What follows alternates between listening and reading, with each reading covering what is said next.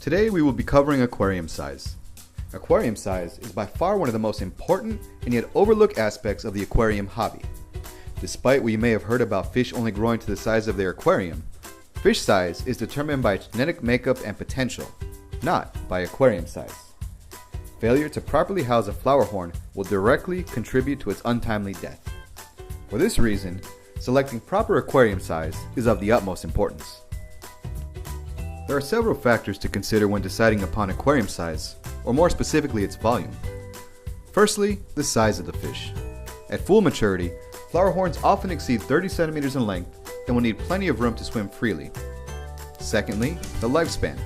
Under ideal conditions, a flowerhorn can be expected to live anywhere from 10 to 12 years, roughly the same lifespan of a golden retriever. In other words, this is not a short-term commitment. Thirdly, the temperature and pH requirements. Flowerhorns are tropical freshwater fish and will require year-round water temperatures of between 24 and 30 degrees Celsius with pH values of 7 to 8, so investing in a high-quality water heater and pH probe is a must. Fourthly, flowerhorn temperament. Flowerhorns are extremely aggressive and territorial.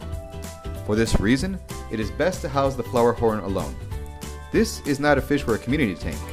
It will kill all other inhabitants. It is a showroom fish, an expensive centerpiece living in an oversized aquarium. Lastly, the investment.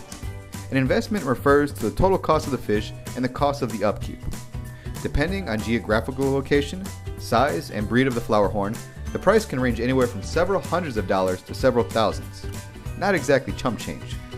So with that being said, if you are willing to take on the responsibility of keeping a flowerhorn for the next decade, we can continue and discuss aquarium sizes in more depth. Flowerhorns prefer large aquariums with little to moderate flow. I myself prefer keeping a naked tank, a bare bottom aquarium with minimal, if any, decorations. But regardless of your taste in decor and style of aquarium, a flowerhorn must have access to open water in which it can swim freely and unimpeded. It is vital to its health. The following recommendations of aquarium sizes are what I will call absolute minimums. These values are the minimum aquarium sizes corresponding to total fish length. Bigger is always better when referring to aquarium size. I would strongly recommend buying the biggest aquarium you can afford.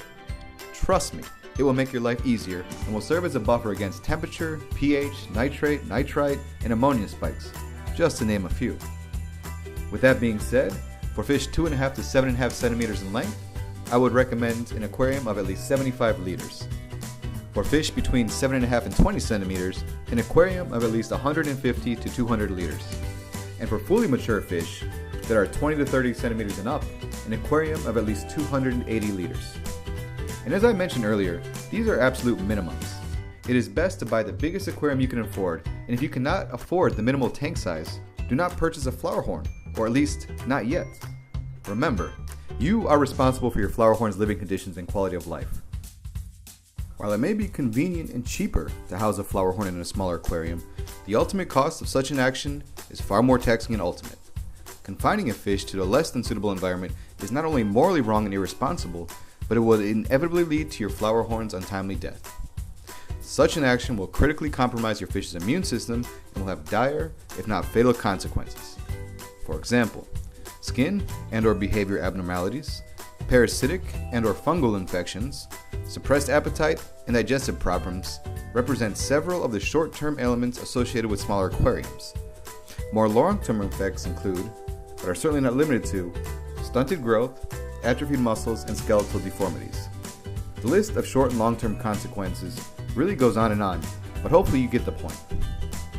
Furthermore, several, if not all, diseases a flowerhorn may encounter can be attributed to poor water quality. Elevated levels of ammonia, nitrate, nitrite, and pH are just a few measures indicative of an unhealthy environment and poor water quality.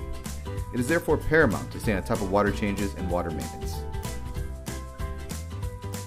Aside from diet, tank size may be the single most important factor in enabling your fish to reach its full genetic potential.